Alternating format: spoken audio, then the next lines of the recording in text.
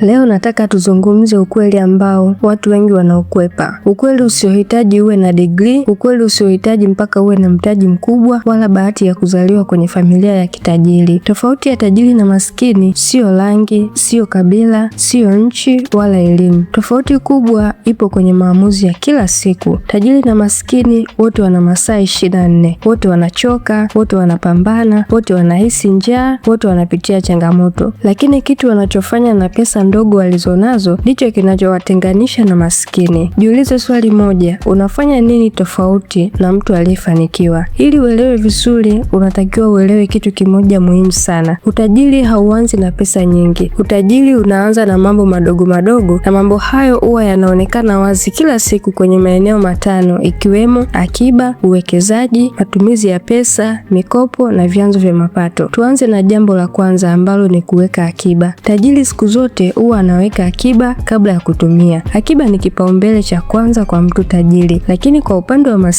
maskini yeye huwa anatumia kwanza, alafu kile kiasi ambacho kitabaki ndio huwa anaweka akiba. Na wakati mwingine asilimia kubwa ya maskini huwa wanasema, nikianza kupata pesa nyingi ndipo nitaanza kuweka akiba. Huwezi kuwa tajiri kama huna nidhamu ya kuacha starehe za leo na matumizi makubwa ya leo ili ujenge kesho yako iliyo bora. Kulikuwa na watu wawili na wote walikuwa wanapata mshahara wa shilingi 10,000 kwa siku. Mmoja alikuwa anaweka 2,000 kila siku pembeni na mwingine alikuwa anatumia pesa yote. Baada ya mwaka kupita, aliyekuwa anaweka akiba alifanikiwa kukusanya mtaji uliomsaidia kuanza kufanya biashara. Jambo la pili ni uwekezaji. Tajiri huwa anawekeza ili pesa izae pesa, lakini upande wa maskini yeye huwa anatumia pesa yote kwenye matumizi na kuwekeza pesa yake kwenye vitu ambavyo havimrudishii faida yoyote. Tofauti kubwa kwenye tabia ya uwekezaji kati ya maskini na tajiri ni kuwa tajiri anatafuta uhuru wa kesho yake, lakini maskini anatafuta faraja ya leo yake. Kuna mtu mmoja alikuwa ananunua simu mpya kila mwaka na mwingine alikuwa ananunua bidhaa za biashara. Miaka 3 baadaye, mmoja alikuwa na simu iliyochakaa na mwingine alikuwa anamiliki biashara kubwa. Tajiri anawekeza kwenye assets, yani vitu ambavyo vinampatia kipato, na maskini anawekeza kwenye liability, yani vitu ambavyo visivyomwongezea kipato chochote. Kama unapenda kujifunza kuhusu biashara, ujasiriamali, uchumi, uwekezaji na kujitegemea kifedha, subscribe sasa kwenye channel hii, kwa sababu kila video tunayoupload ni fursa ya kujifunza kitu kipya. Tuendelee. Na jambo la tatu ni matumizi ya pesa. Tajiri anaishi chini ya kipato chake. Hanunui vitu kuonekana tajiri, ananunua vitu kulingana na mahitaji yake. Lakini maskini yeye huwa anaishi juu ya kipato chake. Anatumia pesa nyingi kujithibitisha kwa watu thamani yake na kuwalizisha watu. Kanuni ya maisha inasema ukiongeza matumizi kadri kipato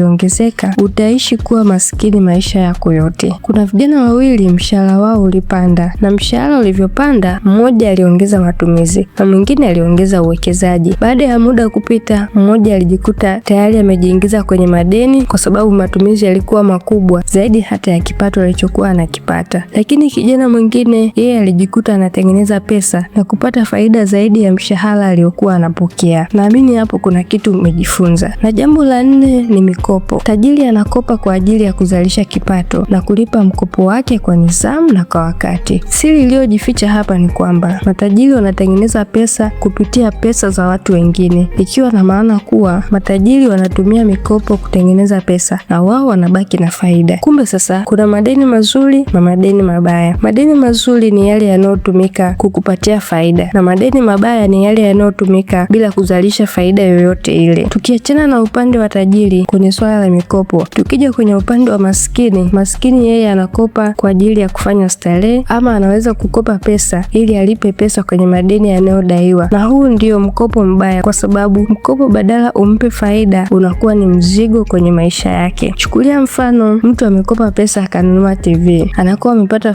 ya muda mfupi, lakini deni linabaki pale pale. Lakini kama mtu atakopa pesa na kuanzisha biashara, anakuwa anatengeneza chanzo cha mapato kitakachomsaidia kulipa mkopo wake na yeye akabaki na faida. Tuangalie sasa jambo la 5 na la mwisho kwa siku ya leo. Na jambo la 5 na la mwisho kwa siku ya leo ni vyanzo vya mapato. Tajiri ana vyanzo vya mapato zaidi ya kimoja, kwa sababu anajua kuwa chanzo cha mapato kimoja ni hatari kwa usalama wa maendeleo ya kifedha. Lakini kwa upande wa maskini yeye anategemea kutegemea chanzo kimoja tu cha mapato. Kanuni ya uhuru wa kifedha inasema chanzo kimoja cha mapato ni hatari zaidi. Utajiri sio bahati. Utajiri ni maamuzi yanayorudiwa kila siku. Kuanza safari ya utajiri huhitaji mpaka uanze na milioni ama uwe na elimu kubwa. Safari ya utajiri inahitaji uanze na nidhamu, maarifa na uamuzi wa kubadilika. Anza kuweka akiba kidogo kidogo, punguza matumizi yasiyo ya lazima, jifunze uwekezaji, usitumie mkopo vibaya. Tafuta chanzo cha pili cha mapato. Usitegemee chanzo kimoja tu cha mapato. Tajiri anajenga maisha, lakini maskini anaishi maisha. Uamuzi upo mikononi mwako. Jenge maisha yako au uishi maisha yako. Chaguo ni la kwako. Leo, kesho na maisha yako yote yanategemea uamuzi wako wa sasa. Anza sasa. Hili darasa la biashara na ujasiriamali. Asante.